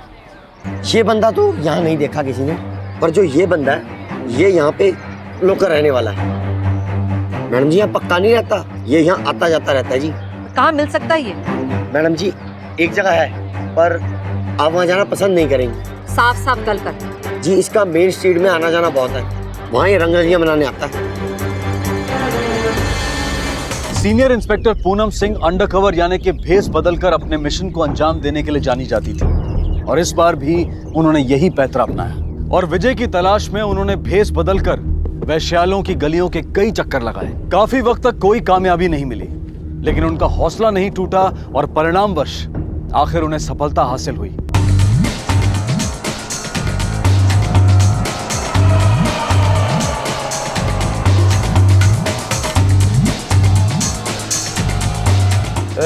आजा।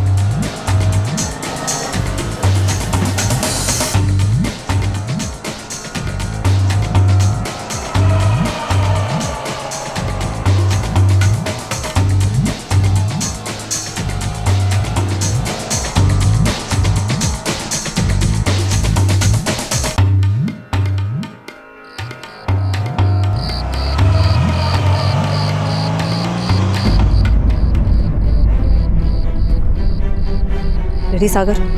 Team ready ma'am.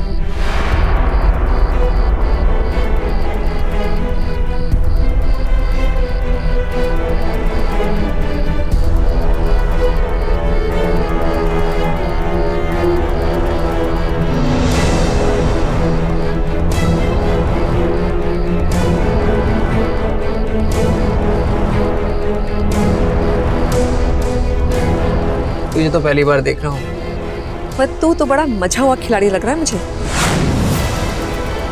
कितना लेगी? आजा मेरी हीरो के पास। Hands up!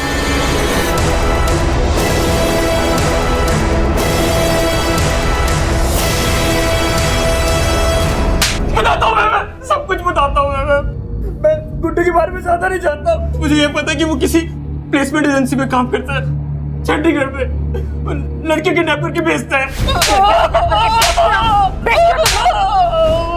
एजेंसी का नाम बताओ जल्दी। बता दो। जलसेवा प्लेसमेंट एजेंसी। विजय के जरिए पुलिस ने उस प्लेसमेंट एजेंसी का पता लगाया जिससे गुड्डू जुड़ा हुआ था। अपने वरिष्ठ एसपी शेखावत की इजाजत लेकर सीनियर इंस्पेक्टर सिंह ने अपनी टीम के साथ उस प्लेसमेंट एजेंसी पर नजर रखना शुरू कर दिया, इस उम्मीद से कि शायद उन्हें वहां गुड्डू दिख जाए।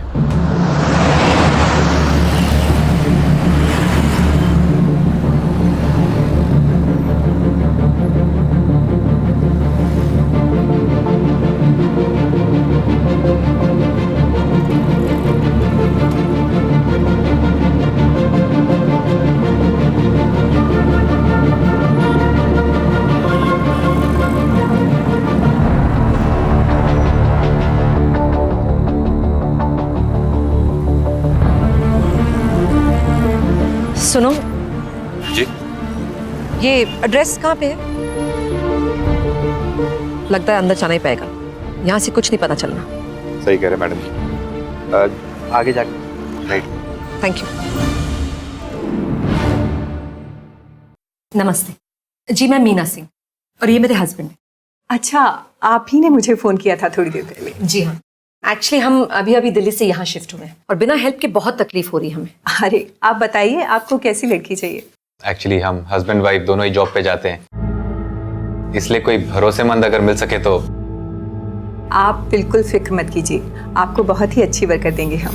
वैसे आप ये कितने सालों से कर रहे हैं? यही कोई 10-12 साल से। अच्छा, बहुत सारे वर्कर्स होंगे आपके पास। जी बहुत हैं। आप बताइए आपको कैसा वर्कर चाहिए? देखिए, अगर छोटी मिले ना, I mean 12-13 साल की तो बेटर होगा। हमारी एक छोटी सी बच्ची है, उसके साथ खेल भी लेगी, उसे संभाल भी लेगी वो। बस ये समझ लीजिए कोई भरोसेमंद मिलनी चाहिए। आप बिल्कुल फिक्र मत कीजिए, आपको बहुत ही अच्छी वर्कर देंगे हम। प्लीज आप अपना विजिटिंग कार्ड देंगे मुझे? विजिटिंग कार्ड मैं शायद गाड़ी में। मैं देखती हूँ।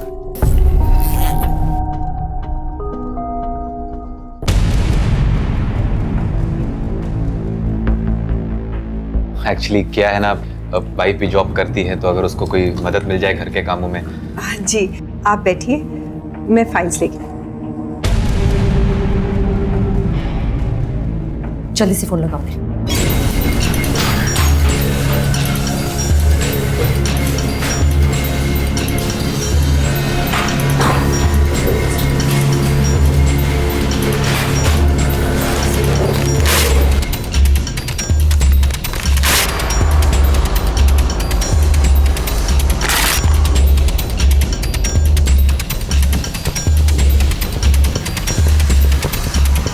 निर्मला देवी,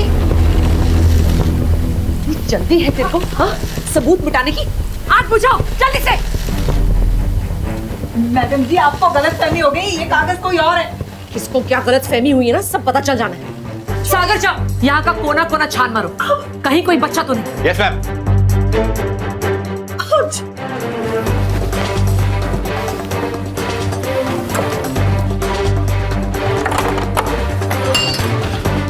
मैडम जी,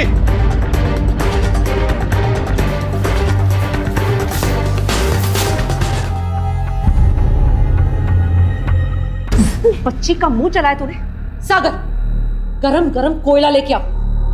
सर इससे भी तो बताएं कि गरम गरम कोयला कैसे लगता है। नहीं नहीं नहीं मैडम जी मैंने कुछ नहीं किया मैडम जी, वो सब तो गुड्डू करता था, मैंने कुछ नहीं किया। अच्छा, गुड्डू के साथ तू बराबर की पार्टनर रही है। तुम दोनों साथ में बच्चों को किडनैप करते हो, बेचते हो, उनसे काम करवाया तुम लोगों ने। देख, अभी तेरे पास 2 ही चाल है, या तो सारी की सारी सजा तो खुद ही भुगत, या इसमें भी ना गुड्डू को अपना पार्टनर बना ले। जल्दी से बता दे कि वो कहाँ है। कहाँ है गुड्डू? पता वरना। नहीं मैडम जी, मुझे कुछ नहीं पता, मुझे कुछ नहीं पता मैडम जी, मुझे छोड़ दो, मैंने कुछ नहीं किया। वो वो तो अपनी मर्जी से आता था, अपनी मर्जी से जाता था। मेरे पास तो बस उसका नंबर है। मैं और बोल जल्दी। 91। सर उस निर्मला से हमें ज्यादा इन्फॉर्मेशन नहीं मिली, लेकिन आप फिक्र ना करो, हम बहुत जल्द उस गुड्डू को जरूर पकड़ेंगे। वायदा भी तितली को उसके घर पहुंचा दिया गया है। वो अपने माँ बाप के साथ है। She is finally home.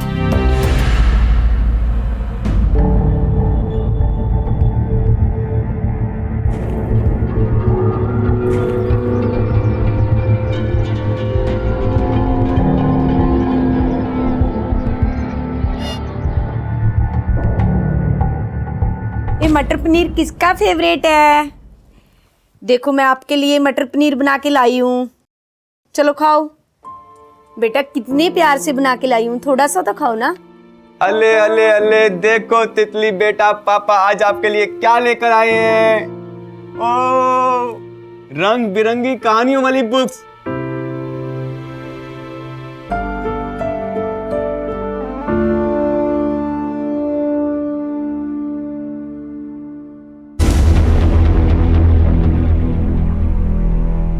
रखते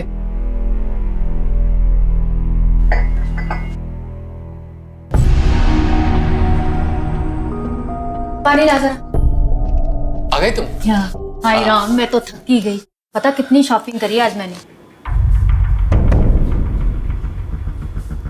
ये देखो कितने सुंदर सुंदर कपड़े लेके आई हूँ मैं।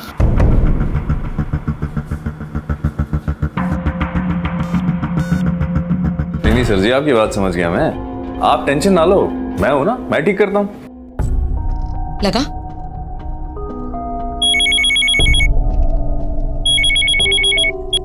दो मिनट जी बस। हाँ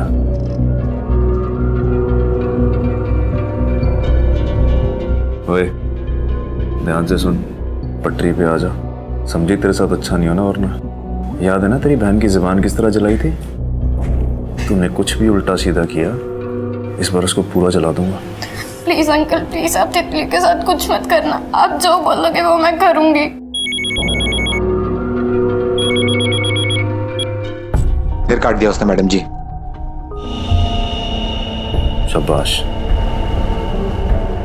हो गया सर, अब कोई टेंशन नहीं। ठीक है जी।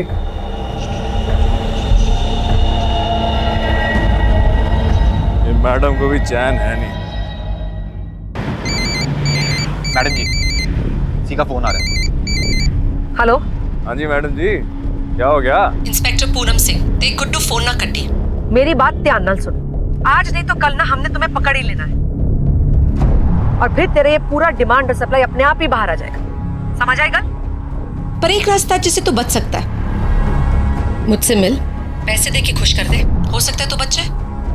कल मिलना 11 बजे सेक्टर 33, ठीक है? पहुंच जाऊंगा जी। आ रहा वो कर, सारी टीम को तैयार करो, हमें उसे किसी भी हालत में पकड़ना है, ठीक है? Yes madam.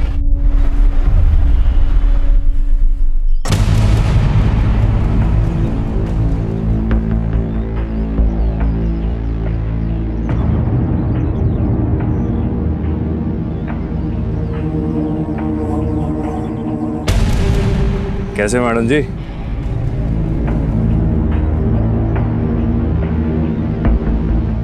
काम की बात कर। ये रहे आपके पैसे, आप इन्हें रखो, मेरा पीछा छोड़ो जी। इतने बड़े धंधे को छुपाने के लिए इतनी सी कीमत? मैडम जी पूरे 10 लाख हैं, देखो देखो देखो, गिन लो आप। पुलिस वाले को रिश्वत देते हो? अरे अरे,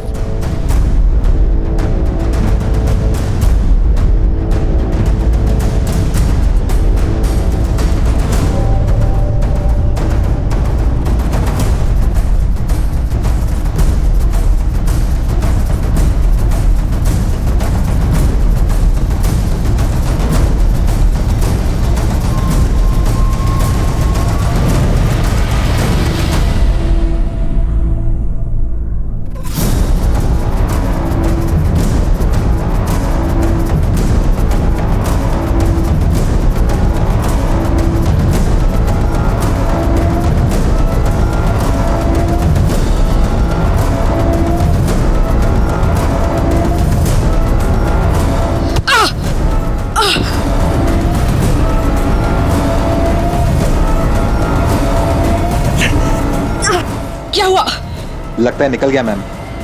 शख्स कैसे भाग गया? इतनी लापरवाही कैसे? इसका मतलब हमारी प्लानिंग फॉल्ट थी। सर हम सरेंडर एक्सपेक्ट कर रहे थे। गुड्डू अकेले आया था, हमें लगा ही नहीं था कि वो रिटेलिएट करेगा। फिर भी सर इस पूरे फेलियर की जिम्मेदारी मैं लेती। वो अकेला और आपकी पूरी टीम को चकमा दे गया। आप ऐसा कीजिए, आप वापस लौटिए और अपनी पूरी टीम को भी डिसबैंड कीजिए। मैं ये काम किसी और को सौंपता हूँ। सर प्लीज सर, हमें एक मौका और दीजिए। 2 महीनों की मेहनत के बाद हम यहाँ तक पहुंचे हैं केस में।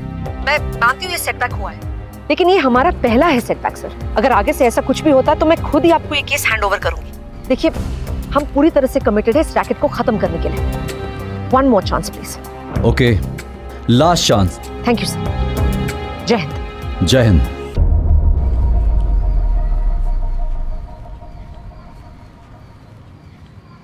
मैम वो पेपर्स जो निर्मला की एजेंसी में मिले थे, ये देखिए। ये सब रहने दो, जाओ। मैम 2-3 लड़कियों का इन्फॉर्मेशन इकट्ठा हुआ है। ये पहली लड़की जो आप देख रहे हैं ये परी है। गुड, अब वो गुड्डू बच नहीं पाएगा।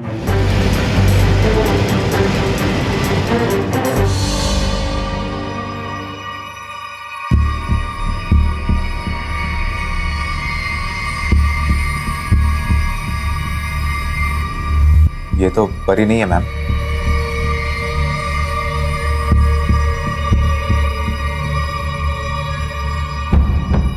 मंजू से संभाला जा। कौन है सीमा? अरे कौन है? तुम लोगों का सबसे बुरा सपना। आप लोग अंदर कैसे आए? जानती नहीं मैं कौन हूं? Get out. देखिए मैडम जी, हमने उस लड़की को पहले भेज दिया था।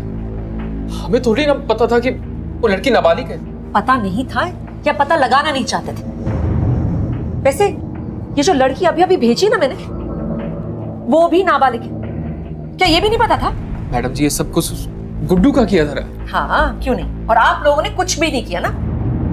क्या आप लोगों ने कभी गुड्डू से पूछा कि वो लड़की कहां से आई? क्या उस लड़की से कभी पूछा उसके माँ बाप कौन है वगैरह वगैरह? नहीं। पूछा होता ना तो पता चल गया होता कि गुड्डू कितना सच बोल रहा है, कितना झूठ। मैडम जी उस गुड्डू को मेरे सामने आने दीजिए। उसकी तो मैं ऐसी गुड्डू को ना हम देख लेंगे, तू अपनी फिक्र कर, क्योंकि अभी ना हमने तुम्हें उल्टा लटकाना और डंडे भी मारने हैं। मैडम जी हमसे बहुत बड़ी गलती हो गई है, हमें माफ कर दीजिए मैडम जी प्लीज। आप जैसा कहेंगे वैसा करने को तैयार। सजा तो तुम लोगों को मिलनी है। गुनाह जो किया तुम लोगों ने, सजा कम हो सकती है अगर फोन करो तो गुड्डू को, इधर बुलाओ उसे अभी। जल्दी फोन करिए ना प्लीज। फोन करो।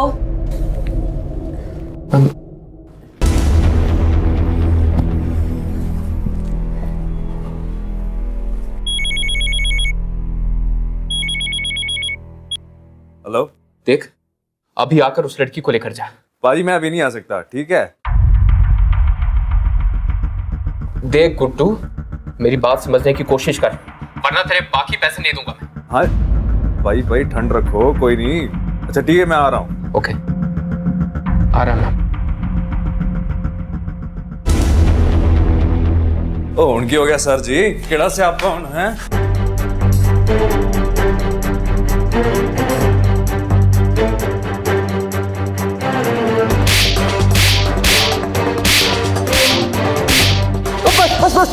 बस मैडम, मुझे मार के आपको क्या मिलने वाला है? मैडम जी मैं तो एक बहुत छोटा सा प्यादा हूँ, आप सोच भी नहीं सकते ये रैकेट कितना बड़ा है, और इसको चलाने वाली ना बहुत पहुंची हुई चीज है। बता कौन है वो? बताएगा वरना। फरीदा। कौन फरीदा? कौन फरीदा, जल्दी बता। मैडम जी सेक्टर 38 में रहती है, इससे ज्यादा मैं कुछ नहीं जानता। मैं तो आज तक मिला भी नहीं, बस महीने के महीने हिसाब देता हूँ। एक मुफ्ती नसीहत दूं मैडम जी, इनसे पंगा मत लो, बहुत खतरनाक लोग हैं। खतरनाक नहीं, बुज़दिल लोग हैं ये, जो छोटे छोटे मासूम बच्चों पर वार करते हैं। लेकिन अब ना उनका पाला बड़ों से पड़ा, देखना कैसे तोड़ती हूँ मैं एक एक। गुड्डू की गिरफ्तारी के साथ पुलिस इस केस के आखिरी चरण में पहुंच गई थी। अब देरी थी इस रैकेट की सरगना फरीदा पर शिकंजा कसने की। उसे पकड़ना अब जरूरी हो गया था और सीनियर इंस्पेक्टर पूनम सिंह ने इस मिशन फरीदा को पूरा करने में अपनी जान लगा दी। फरीदा के इस रैकेट से जुड़े कई बड़े और ताकतवर लोगों ने पूनम सिंह को बार बार धमकाया उन्हें यह केस छोड़ देने के लिए मजबूर किया गया। लेकिन इस सब से इंस्पेक्टर सिंह का फौलादी हौसला और मजबूत हुआ। अब देरी थी फरीदा को खोज निकालने की, लेकिन मुश्किल यह थी कि पुलिस को सिर्फ उस इलाके की भनक थी जहां फरीदा रहती थी। फरीदा के घर को ढूंढ निकालने के लिए आखिर पूनम सिंह ने फिर से अपना पुराना पैंतरा अपनाया। सत श्री अकाल जी। 2 मिनट कल जनगणना विभाग से आई हूँ। आपके घर में कितने सदस्य हैं?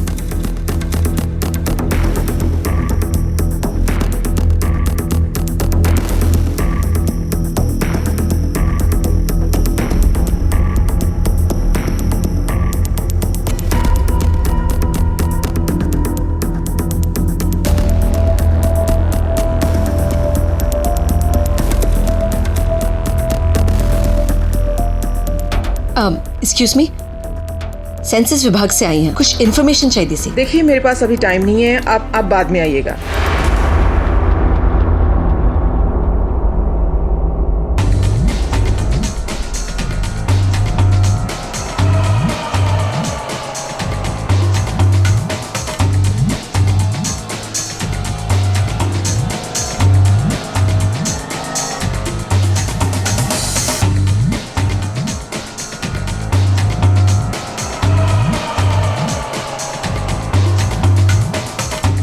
सलाम वालेकुम। वो जो अभी गई वो नुसरत आपा थी, वो जो रियाद चली गई थी? नहीं मियाँ, आपको गलतफहमी हुई है, ये तो फरीदा बेगम थी। अच्छा अच्छा।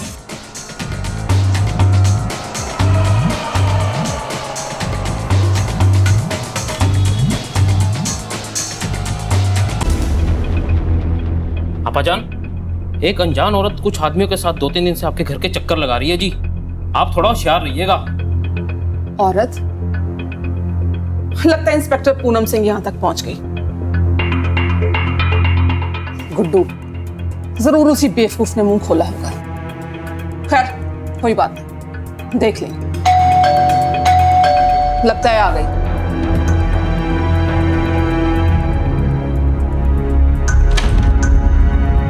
सत श्री अकाल जी। सेंसस विभाग से आई हूँ। उस दिन आप मिले थे ना? जी जी याद है, आइए।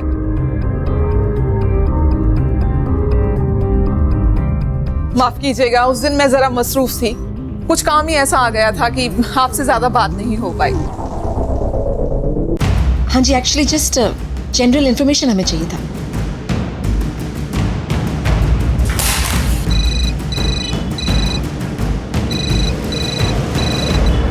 Hello hello. कोई हिलेगा नहीं, गोली चला दूंगी मैं। हेलो।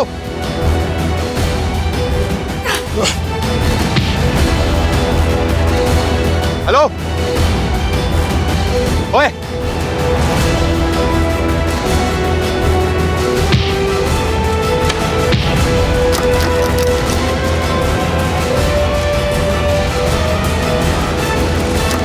ओए जल्दी। तुम्हें बचना नहीं है, तुम कुछ भी कर ले, नहीं बचेगी। अरे बचाओ, चलो चलो।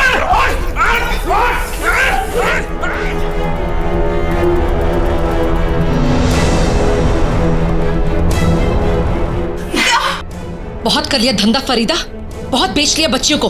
अब बता, बाकी की लड़कियां कहाँ हैं?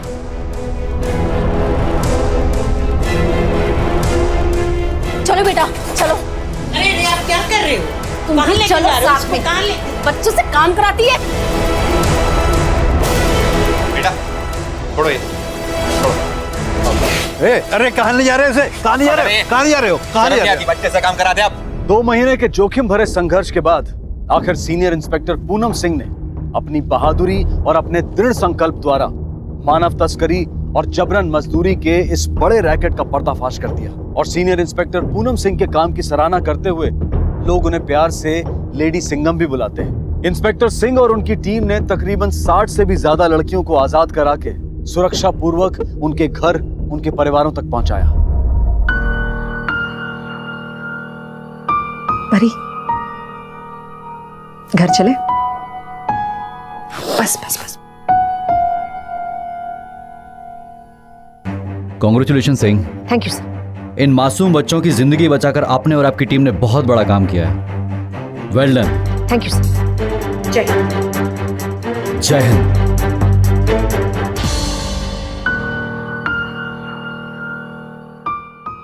Thank you. थैंक यू की कोई जरूरत नहीं है, बस इन्हें दोनों प्यारियां बच्चियां दा ध्यान रखना। सत श्री अकाल। इस सफल अभियान के बाद भी कुछ सवाल रह जाते हैं। क्या उन मासूम बच्चों की जिंदगियां फिर से पहले जैसी हो सकती हैं, जिन कोमल दिलों में खौफ ने हमेशा के लिए अपना घर बना लिया हो? क्या वो दिल उसी खिलखिलाहट के साथ फिर से धड़क पाएंगे?